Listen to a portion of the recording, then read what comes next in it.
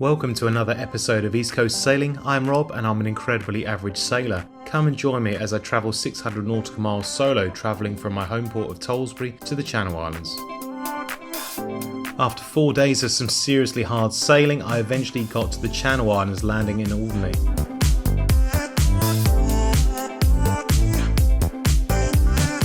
After spending 4 days in Alderney and meeting some incredible people, it was time to move on and tackle the Swinge. Having safely navigated the turbulent overfalls, I eventually ended up in Guernsey, spending the night there before moving on to Sark the next day. I will never forget the sense of achievement looking down on La Coupe with my own eyes, having tried to get to the Channel Islands on 2 previous attempts. I jumped in the kayak and it was time to head home and see my family. I'd been solo for 2 weeks and I couldn't wait to see them. After a white knuckle ride across the English Channel, I was finally reunited with my family. Today's episode covers the journey from Lymington to Gosport. I then pick up the family at Gosport and travel to Ryde, and then on to East Cowes, before travelling back to Gosport before making my way home. Thank you to everyone who entered into the September hat competition. There were 5 winners, so congratulations to Sarah, Richard and Tim. There's still 2 more winners to come for, which is Scott Chef as well as Nodulus, so please get in touch. I've been really busy over the last 3 weeks setting up the East Coast Sailing Store, and all these designs are 100% by me. If you go to my homepage and click on the About section, go to the 4th wall link and you'll be able to see all of the products available. And what makes it even better is that 5% of the profits will go to the RNLI for a good cause to keep us sailors safe. You can also access the shop by using the YouTube app and going to my About section. And the pick of the week has to be the Going Through Hell Beachy Head Ivory men's t-shirt. I've also bought a project boat that was too cheap to turn down. I'm going to showcase how you can sail on a budget and the transformation this boat's going to go through over the next year. Have a guess in the comments section for the make and model of the boat, and these are some clues. I've had a lot of people in the comments section saying I need to start using social media a little bit more, so I've also set up Instagram and TikTok, so please add me, and Instagram will be a live feed of all my adventures, and I'm actually setting off for France tomorrow. It was an early start as I left Lymington and headed towards Gosport on my own. Fran and Hugo were driving in the car and were going to meet me round there, where we would depart and head over to the Isle of Wight.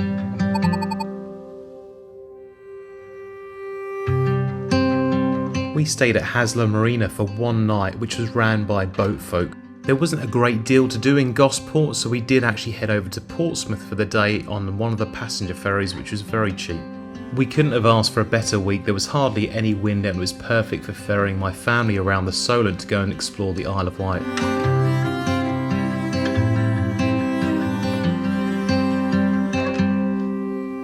If you've never sailed in the Solent before, it can be a little bit overwhelming given the amount of traffic that's on the water. You have lots of pleasure vessels, loads of passenger ferries and hovercraft zipping in and out. You have to have eyes in the back of your head. I've sailed past Ryde on many occasions, and to me it always looks like a very affluent area from the sea. However, when you stepped on shore, it was a bit like Clacton if you've ever been there. Ryde Harbour is only accessible an hour and a half either side of high water. It was so shallow you could actually see the sandy bottom as we pulled into the harbour entrance. This marina does dry out completely, so it's great if you need to do a little bit of maintenance and scrub the bottom of your boat. This marina is actually ran by the council and it ran like clockwork. There was 3 gentlemen on hand to give you a help with your lines when you pulled in, which was perfect.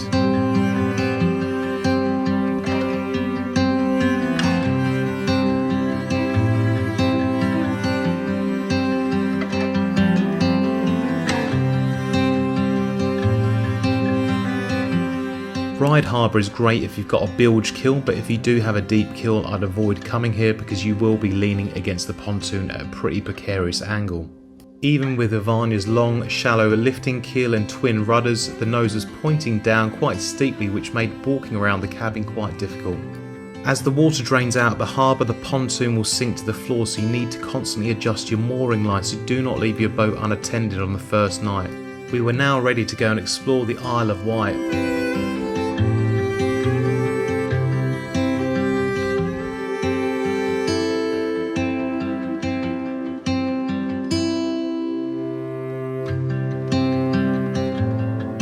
Ryde Beach has to be one of the best in the UK. It extended for miles at low water. It created small pools that have been warmed throughout the day for Hugo to go and swim in without worrying about the tides. Oh, it's going. Where are we going?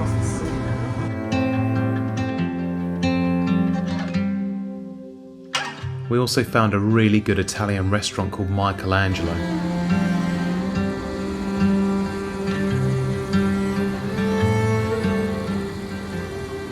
Mark, I just want to say a massive thank you for the beer. It makes editing a lot easier. We had a lovely time in Ryde and we travelled over the shallow sands to head towards Cowes in search of a little bit more luxury.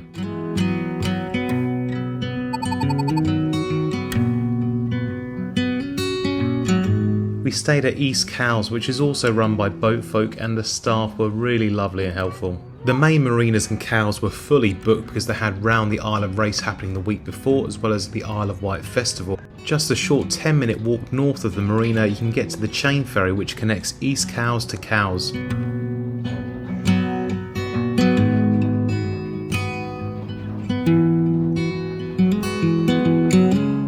Sometimes it's the simplest things in life which keeps us happy, skimming stones and eating ice cream, and this really was the epitome of a British holiday.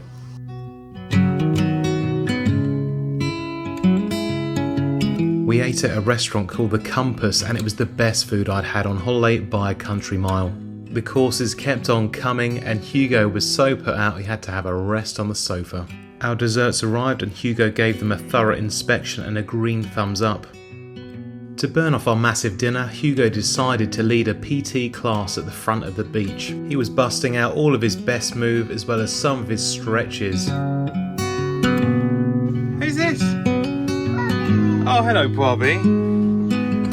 Oh, Bobby's had too much pizza.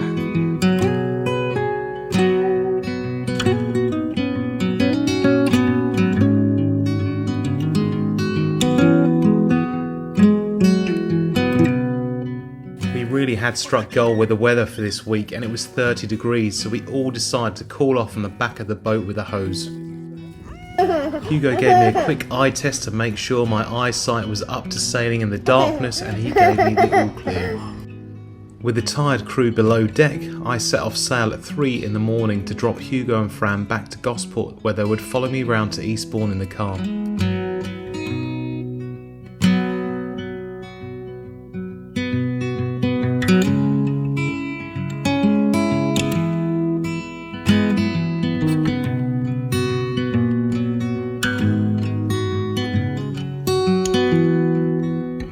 These lonely early morning starts are always made easier when you have these beautiful sunrises.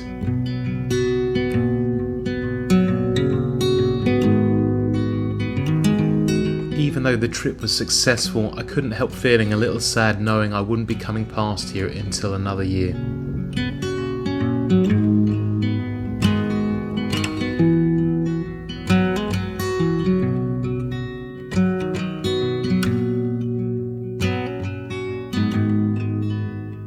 Pulled into Haslar Marina to drop Hugo and Fran off where they would follow me round from port to port as I worked my way back to Tollesbury. I'm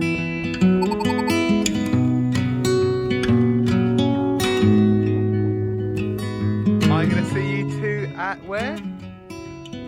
Eastbourne. Yeah, see you go. I'll see you soon. See you in 6 hours, love you.